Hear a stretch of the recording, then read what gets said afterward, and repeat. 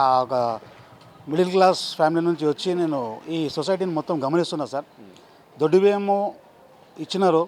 NT Ramarao గారు ₹2 kilo పథకం start చేసినప్పటి నుంచి ఆయన 83 నుంచి స్టార్ట్ చేసినప్పటి నుండి ఇప్పటి వరకు కూడా సన్న బియ్యం ఇస్తా, అది కొడితే ఉడతాదంప ఎవరు వచ్చినా ప్రభుత్వంలో అధికారంలో ఎవరు వచ్చినా కానీ మేము అది చేసేస్తాము, ఇది చేసేస్తాము, సన్న బియ్యం రేషన్ కార్డులు అది చేసేస్తాం అన్నారు. కానీ ఫస్ట్ టైం నాకు 49 సంవత్సరాలలో నేను మా ఫాదర్ రేషన్ కార్డు ఉన్నప్పుడు కానీ నా సొంత రేషన్ కార్డు మీద 18 కిలోల బియ్యం తీసుకుంటున్న ఈరోజు సన్న బియ్యం ఫస్ట్ టైం సార్ నేను తీసుకోవడం.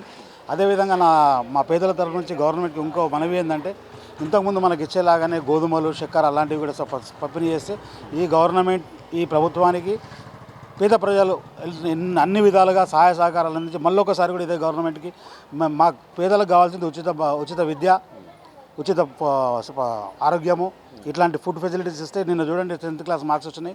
గవర్నమెంట్ స్కూళ్ళల్లో 87% పాస్ అయినారు సార్. అందరి దొడ్డు బియ్యంతోనే పాస్ అయినారు సార్. హాస్టల్లో కూడా సన్న బియ్యం ఇస్తున్నారు. చాలా బాగా జరుగుతుంది.